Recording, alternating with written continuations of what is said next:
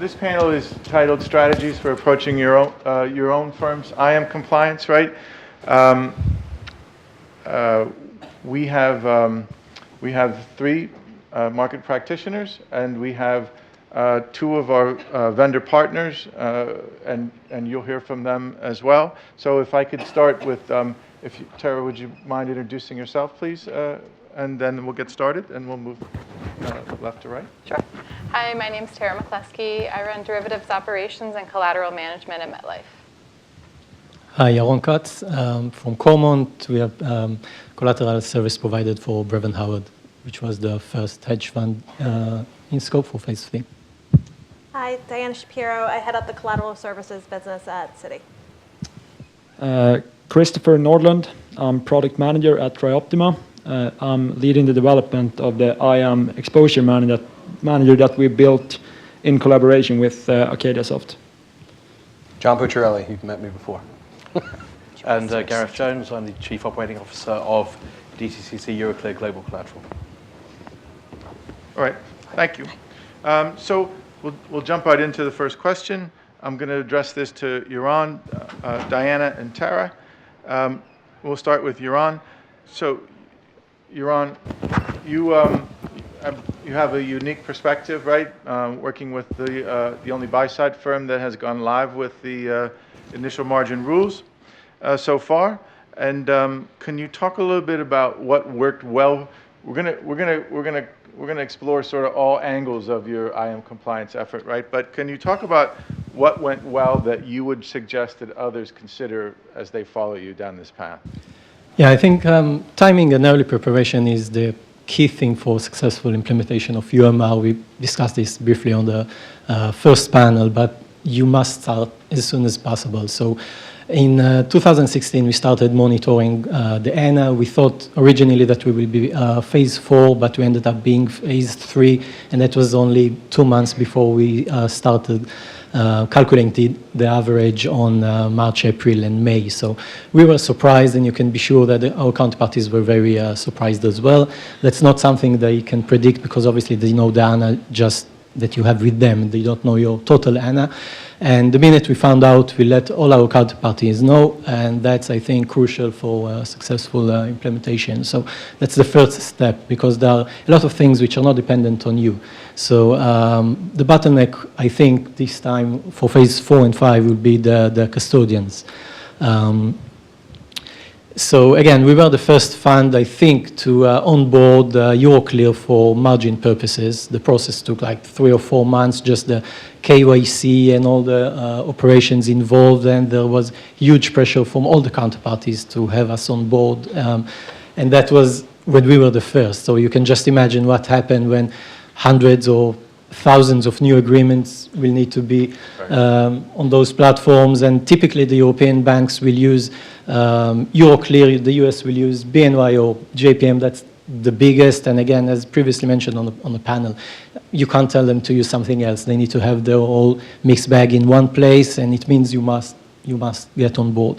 Now, the second thing, which I think will be slightly easier for the buy side, is everything which relates to the discussions on collateral schedules. So for Phase 1 and 2, I think it was more important to agree on exactly what collateral you will post, and the big banks, it can vary from just G4 govies to agencies and equities. For us, it was just like an added bonus, so we haven't got anything before. We're getting something now. That's huge benefit, and I think one tip I can give you is just ask for symmetrical agreements. So you will be able to post exactly the same instruments that your counterparty will post to you, and that will make the list, I think, shorter. Simplify it.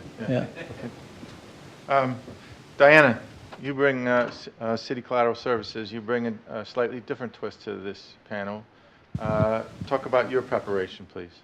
Sure, absolutely. So we're having a lot of conversations with clients as a service provider, and they're really looking for a couple things. Firstly is just a consultative approach in terms of just understanding the regulation and what the requirements are. They're also looking for sensitivity and SIM calculations, collateral services, and custody. And when we talk to our clients, we're really looking at providing them with or advocating for them to follow a 5-step roadmap. So firstly is, determine when you're in scope or if you're in scope. So that goes to the ANA calculation that I think we've heard a little bit about. But it isn't just straight calculation, right? You may be facing different market participants in the industry, and therefore you may be subject to different jurisdictional laws. So being able to calculate that ANA under those different regulations is really important. Secondly is informing your counterparty when you come into scope, and you really need to know 3 things when you inform them. 1, what date are you coming into scope? Obviously, everyone left is really wave 4 and wave 5. But also knowing how are you going to calculate your SIM or initial margin. Are you going to use the grid approach? Are you going to use a 10-day 99 VAR model, or are you going to use the SIM model? Obviously, the industry standard to date has really been circulated on using is the SIM as a standard VAR model in order to avoid disputes. But as you start to look at the buy-side counterparties, some of them may not want to invest the cost into building out that model or connecting to service providers. So they may actually look at potentially using the grid. Having said that, I think the gentleman who was speaking from Nomura before us was quite right. There may be an economic impact in whether those trades become viable if you do try to go down that route. So your counterparty has to agree to your calculation methodology. And the third thing you really need to know is who your custodian is going to be. And so obviously there's lots of custodians out there. In the prior panel, they mentioned that there's probably more or newer market participants in the custody space coming in here. I think particularly as you look at the asset management industry, there's a lot of separately managed accounts where the asset managers themselves don't even choose the custodian. So there's going to be a wide plethora of new participants in there, and obviously that has to be put into the agreements that you're having with your counterparts. Third step, obviously, is actually to have those custodial arrangements. I think Yaron made a really important point before, which is that potentially that custodian step is the bottleneck. So in prior waves, the custodians in the market really advocated for everyone finishing their legal documentation by June 1st if they wanted to be compliant by September 1st. As we look at wave 5, due to the sheer size of the market participants in scope, most of the custodians on the street are saying really you have to be done by the end of Q1 2020 to be operationally ready by September 1st, 2020. Obviously, there's a little bit of relief potentially, given the statement by BCB IOSCO yesterday. However, that still has to be implemented through the different jurisdictions in terms of the laws. So maybe there won't be as many market participants, but if you look back at some of the stats that ISDA and SIFMA quoted in their white paper in July, we were looking at roughly 9,000 fund level entities coming into scope per broker-dealer by 2020. So that's a lot of people to get documented, even if there is some forms of relief in terms of that documentation by March 1st of 2020. We did a quick back-of-the-envelope analysis, and we said if you're one fund facing 10 counterparties in the marketplace, which most people have more than one fund, and most people have more than 10 counterparts, you're negotiating somewhere, depending on what service providers you're using, what custodians, et cetera, what model, you're negotiating somewhere between 30 to 52 legal documents in that one scenario. So you need at least 6 months to really undergo that entire exercise. So if you start working back, that leaves you have to have a full plan of what you're doing by, let's say, early Q3, at end of Q3 this year. I think after that third step of doing your custodials, you really have to look at on the ops and tech side, so making sure you have operational process in place and that you can do your disputes and your SIM and you can move collateral, so on and so forth. Okay, thank you. Tara,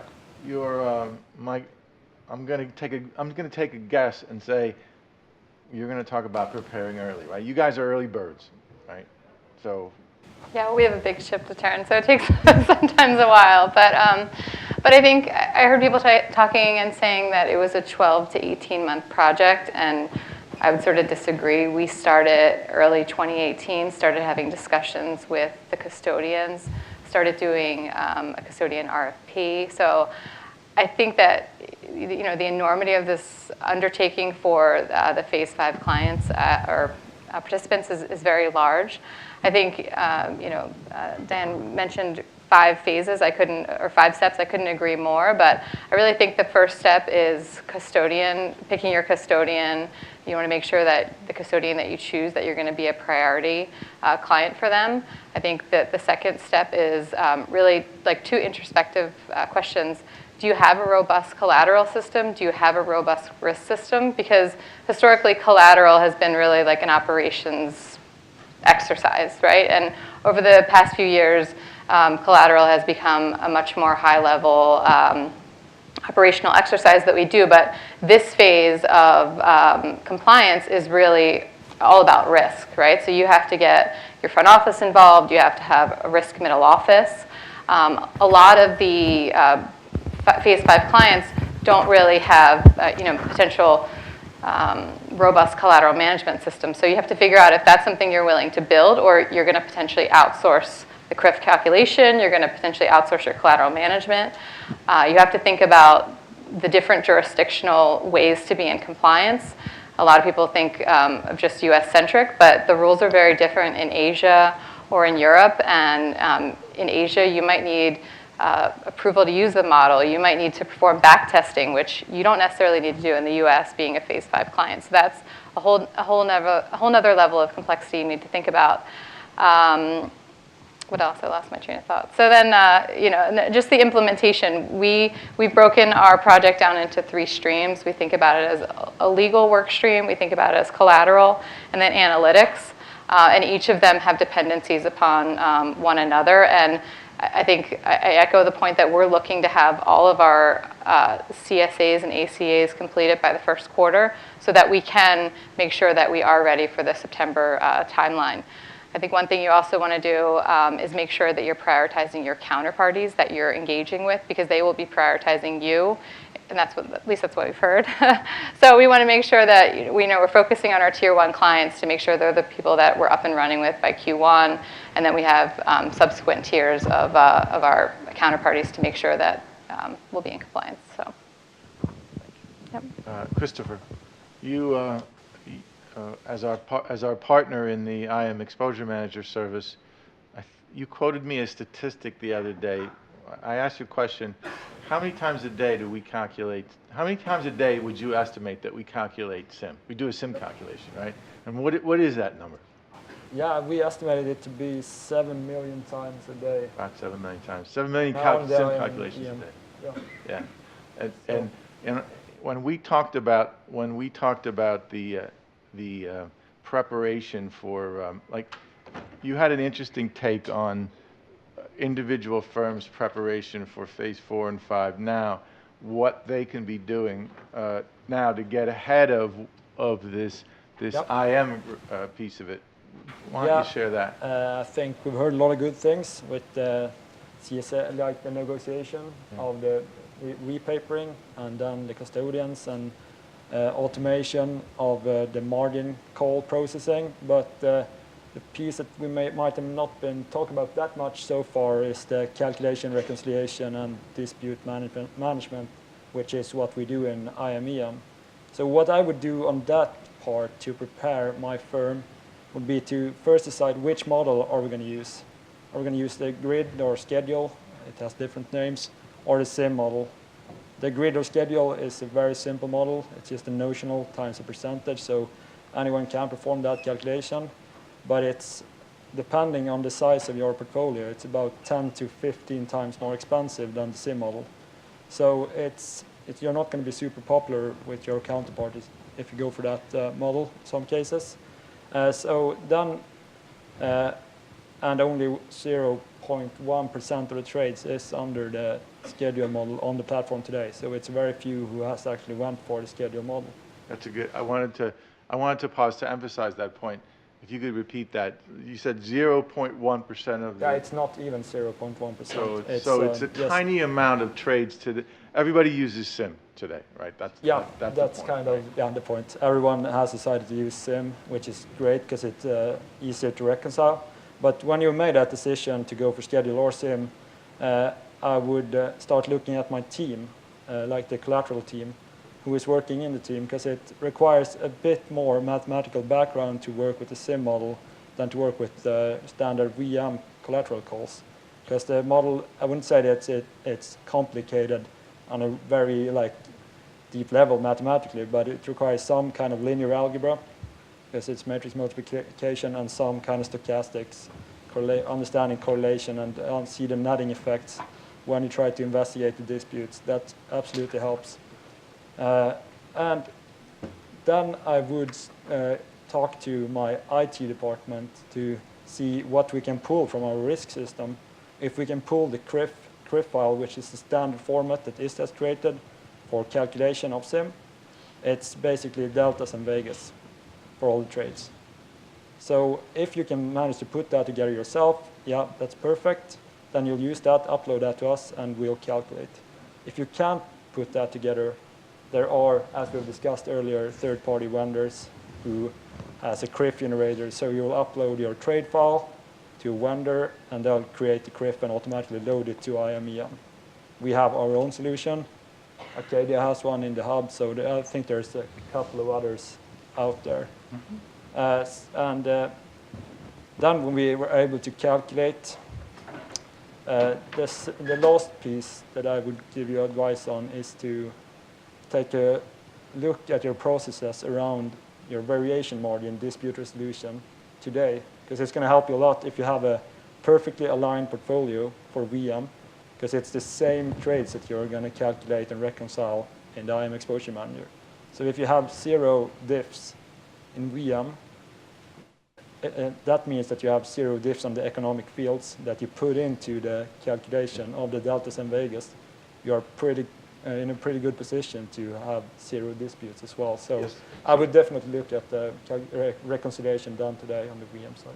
So if I could emphasize that, one way to help you get ahead of your any IAM issues that you're going to see from a data reconciliation perspective is get your VM rec clean, right? You can do that today without, so that's good advice. And the same processes, you'll be able to use them if you're using a case management system that we have in TriResult today. You're going to be able to use that in IAM as well. So if you have the same process, you're going to easily transition to the IAM Exposure Manager. So that's... Okay, thank you.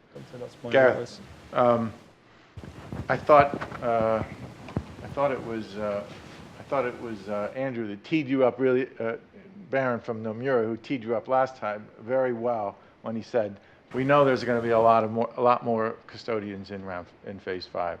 So can you give us an update on Global Collateral and where you guys are in the development cycle? Sure, and absolutely. And just building actually on a couple of the comments from the panel, my background is program management and risk management. And if I was sitting at a client firm at the moment looking at what we're talking about, I'm hearing reskilling teams, I'm hearing complex calculations, I'm hearing fixed times, I'm hearing uncertainty around lots of custodians. There's a lot of risk here, and I must admit, my instinct would be I'd be looking to reduce the scope, control the scope, and de-risk it. And I think that very much plays to what we're trying to do in Global Collateral and how we see Wave 5, because we have been involved in, for example, on the Euroclear side, heavily in the earlier waves, as you've heard.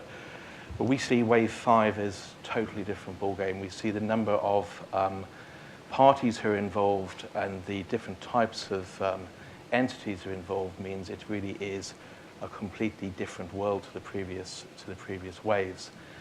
And so what we're trying to do is to help people kind of de-risk that uncertainty by creating a real ecosystem downstream of Arcadia. Once you've agreed your margin call in Arcadia Soft, we just want to give you the ecosystem, the pipes that will actually allow you to move the collateral and move the margin calls on the books of custodians without having to worry without being constrained by technology choices you may have been made, or without being constrained by choices that your counterparties may make and may tell you late on in the day.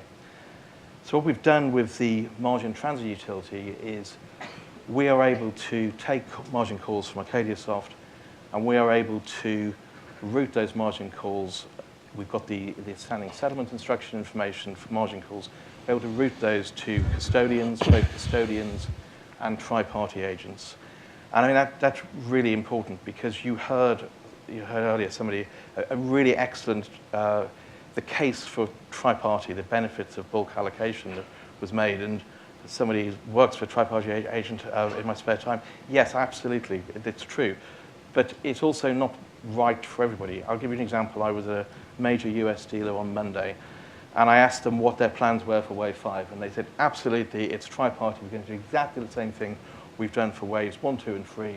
We're going to post using tri-party. And I said, well, what about your clients? How are they going to post to you? And the dealer said, yep, they're going to use tri-party too. We're going to make them. We're very comfortable that they will do that.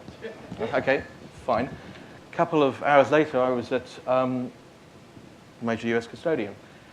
And I said, what are your plans for Wave 5? And they said, well, yeah, we clearly want to post margin on our own books. That's obvious from our point of view. It's our depot, it's our fees. Why would we want to move it off our books? I said, what about when your dealers are posting to you?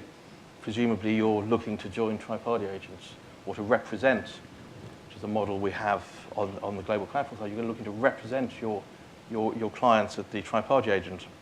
I said, no, absolutely not. We are going to make our clients will make our dealers post on our books, and we're very comfortable that our clients will have that leverage. So from back onto the program management risk perspective, I don't know who is right, but all I know is they both can't be right. And actually, if I was a betting man, I would say that there'd probably be a mix of the two, and it will depend on the leverage of clients, the leverage of dealers. Some will both adopt tri-parties, some will post on the custodians. Others it'll be the dealer posts by tri-party and the client posts on the books of the custodian. The point is, it's a massive area of uncertainty, and what we've created in the margin transit utility is actually the network which takes the margin calls from ArcadiaSoft and actually hooks that up into all of the custodian banks that are out there if you're wanting to post on the books of the custodian or receive on the books of the custodian, and also links up into the tri-party providers as well. Just to give you a flavor of that, we've got, and this is really important as well from a program point of view, we've already de-risked that implementation for you. The three of the tri-party agents mentioned earlier, we've already integrated and tested with them from MTU. So that means if you're using margin transit utility come July 2020, you don't have to worry about last-minute testing with Clearstream because we've already done it via the margin transit utility. It means, and the fourth of those tri-party agents, we're working with them at the moment to get to get that onboarding and integration into the pipeline. We've got 7 of the biggest custodians in the world already testing. We've got 2 in production at the moment with our pilot clients, and we've also got an outreach program with 35 custodians. So I guess we are lining up, and we've also got some of the biggest dealers in the world now signed. We've got 5 of the biggest dealers signed, and we've got 8 in the decision process at the moment who are working with us on a kind of steerco on every 2 weeks, monitoring and leading that onboarding. So the key point is, with MTU, the margin transit utility, you can take margin calls from ArcadiaSoft and you can de-risk that entire downstream process by using that ecosystem we've developed. Okay. Thank you. Yaron, when you were going live, was there ever a situation where you got sort of halfway down the path to implementation and you felt like you had to change directions, or maybe in hindsight, looking back, there was something that you would have done differently had you had the experience that you have now? Yeah, I think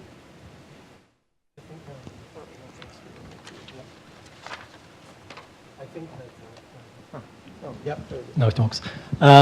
Yeah, I think without getting into too many details on the legal agreements, the first thought was just to try and minimize the damages, keep the current legal agreements the same they are, just make them a bit reg compliant, and that's it. But when speaking to counterparties, we understood that that's not going to happen.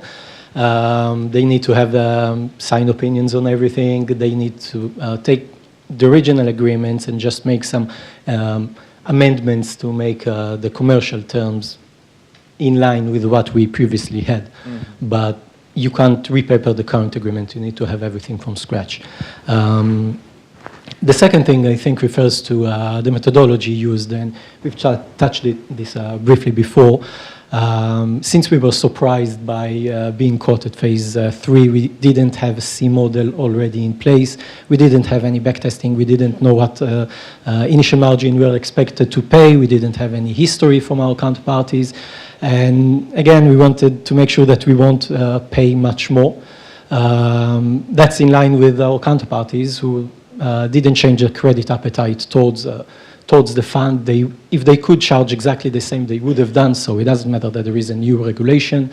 And in order to do that, you probably want to adopt the higher of methodology. So if you're below the threshold, just pay the house IA, VAR, stress-based, whatever it is. If you are above the 50 million threshold, just pay based on SIM, unless the house IA is higher. And that's... Try to keep it simple. Try to keep it as simple as possible. Exactly, Yeah. exactly. In hindsight, I might think that maybe a methodology which is that's just SIM-based is more appropriate, easier to implement, take less resources, and I think it's better for everyone if it doesn't really increase your margin in a big scale. So for example, work on some scaling. If you're below the 50 million threshold, just agree to pay, I don't know, 50%, 60% of SIM, whatever that number is. If you're above the 50 million threshold, just pay what you need to pay based on the regulation, but I think it will be more appropriate, yeah. So move your existing IA calculation to a more simple, rather than Right, because or VAR based, just base it off SIM. Exactly. So in the worst case scenario, you will pay slightly more, but you can, if you can abandon your VAR system and make the whole operational burden much easier, then it might worth it. Okay, good, thank you. Could we touch briefly on the just the operational changes, right, that you observed in your go live, like the operational changes that you had to make to bring yourself into compliance? Yeah, so the first thing is SIM. So you need to decide exactly if you're going to calculate it yourself or have a vendor calculating it, and we touched it before. For us, we have our sensitivities already in place. We're using exactly what the front office is using, what the traders are seeing. So for us, it was quite simple. It's a few days of quant work to just plug into a query file, and that's it. But for other companies, it might be a more complex decision to take, whether they can calculate, count on the counterparties to be the sole calculating agent or not. And it sounds a bit weird, but SIM is not that sensitive to sensitivities. So if your delta is 10% different from your counterparties, you won't have a major difference from your counterparties on the final SIM amount. I think most discrepancies come from different trade population. Yeah. We'll talk about, that's a good transition to your next point, right? Trade population. Yeah, I think that, so until last year, we had a really state-of-the-art internal system for reconciliation, which works with all the counterparties for all operational needs. But when we started speaking about SIM and reconciliation and solving disputes, we were told that I think all counterparties that we need to have one of the system, for example, AcadiaSoft, on board. They won't be able to investigate diffs or disputes in a few hours that we have, right? Unless we'll be on board. So I think the introduction of AcadiaSoft and starting working off that platform is one thing that I think every fund needs to consider. And we want to make, since now Cormont gives these services to other funds which are not just Brevan Howard, we need to have everything scalable. So you will only be able to have scalability and manage the whole process for many new funds if you will have like a system that everyone works with. And I think that's a major criteria, whether all your counterparties work with one system or you, again, need to increase your operational burden and have a few systems. Thank you. John, it hasn't been that long. I apologize for taking so long to get to you. No, it's okay. But it hasn't been that long since you made the transition from ISDA. Can you talk a little bit about the AcadiaSoft approach to the community-based approach, and what are some of the unique aspects that the phase 4 and 5 firms should be aware of that you found interesting in your transition here? Yeah, sure, Mark. I think the stat on the slide that Chris spoke to, 500 working group calls, reaching out to 1,500 people in 2018. I go to bed. I mean, I know why you look like you look. No, I know. You look great. I'm kidding. You look awesome. I think that in and of itself is one of the unique aspects of Acadiasoft and how we develop our products and how we educate our clients, because whether we know it or not, we're all educators, right? In one form or another, whether we're educating our clients, our peers, our coworkers, et cetera. That's something that I think is extremely powerful. And from my perspective, now seeing it from this side, that's something to me that is unique and I think extremely, extremely valuable. I think the other part of this, is, our 30 or so providers, our partners, best in class, best of breed.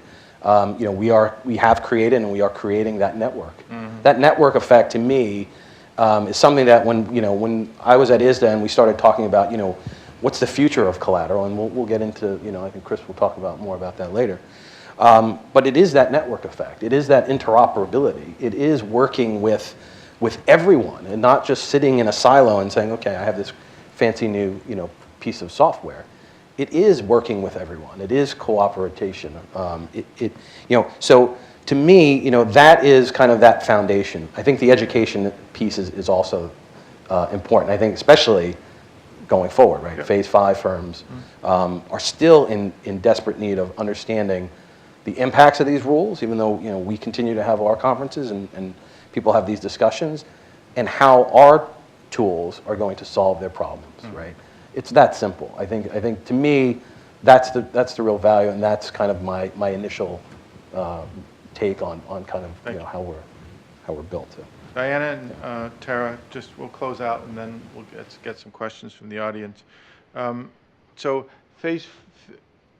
you guys are both coming live in phase 4, maybe phase 5. I'm not sure, but talk about the unique aspects of coming live with phase 4 or 5 clients from both of your perspectives, if you don't mind. Sure, absolutely. So I think that I'll go with the rule of 5 again, and I think there's really 5 things that are really different as you look at waves 4 and 5.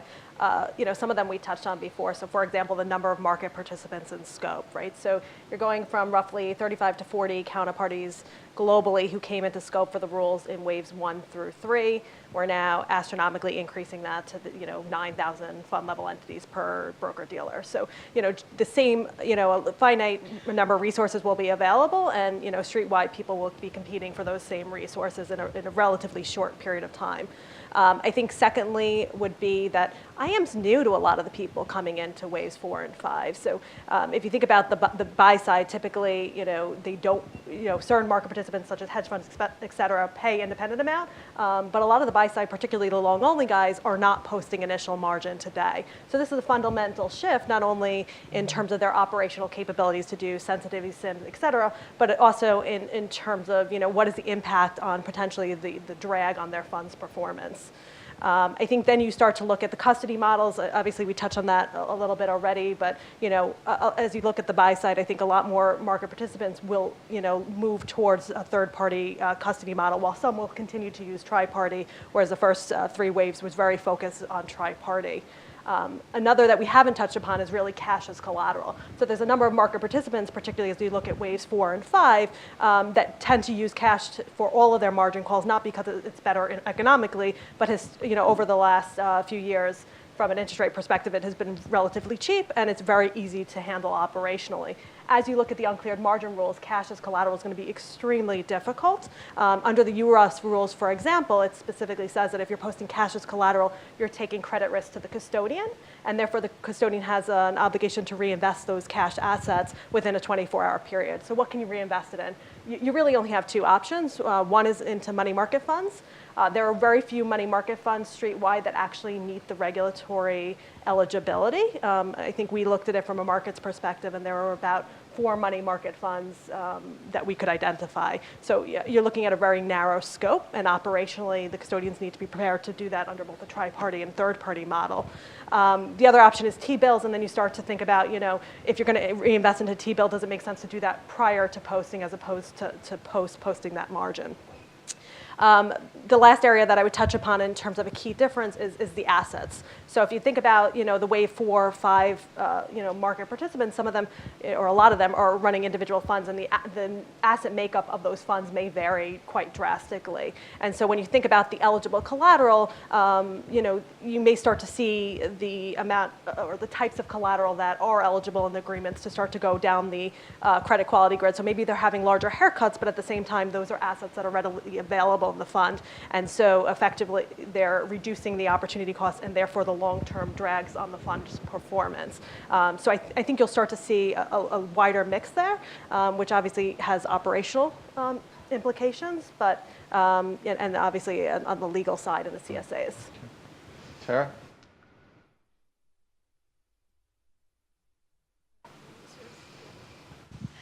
I just have a few things to add. I think that we're phase 5, and most people have mentioned that phase 5 will use the third-party model. But, and I think that we initially thought that potentially that would be the solution that we would choose, but we have robust optimization, we have robust collateral management.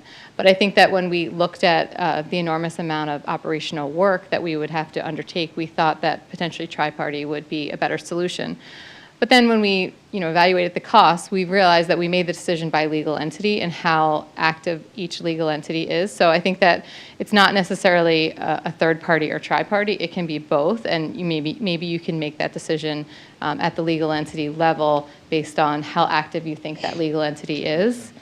The other thing I think there's a difference is that I think the buy side is slower to adopt all the technology that's out there. So I think that is going to put a huge operational burden on the phase 5 participants themselves. So I would say that you should be leveraging Acadia Soft, adopt IM, EM, adopt all the digitization CSA tools. So I think that if phase 5 can do that, I think that they will be able to meet the regulatory deadline, but that's also an enormous amount of work for your technology teams to take on.